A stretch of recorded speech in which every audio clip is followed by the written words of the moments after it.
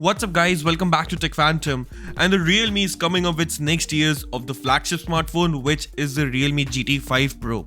Now the phone is indeed a promising one this time around, as it will be coming in the next generation of a flagship processor by the Qualcomm Snapdragon, and is the 8 Gen 3.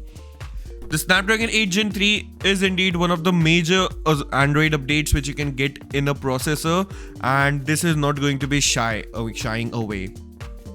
The Realme GT 5 Pro will be coming with a 6.78 inch of a 1.5K curved AMOLED display, and it will also be coming with a 120Hz of high refresh rate. You will be getting a 240Hz of touch sampling rate in this phone, and the phone will also be featuring some of its massive cameras as by the certification goes. As you can see in the images, the phone will be coming with a 50 megapixel of a primary sensor, a 50 megapixel of an ultra-wide camera, and an 8 megapixel of a camera which is just going to be there for numbers. It's not clarified which the third camera is going to be.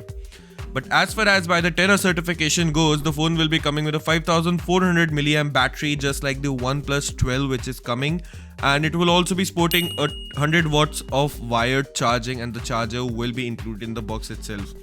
A 50 watts of wireless charging will also be present in the phone to make it a complete flagship experience, and the phone will be running on the Android 14 out of the box.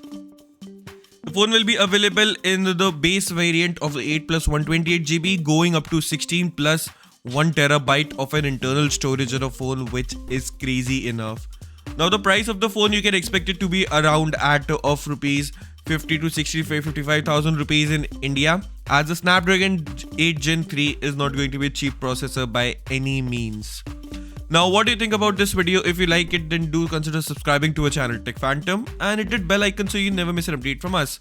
Thanks for watching, and I'll see you in the very next one.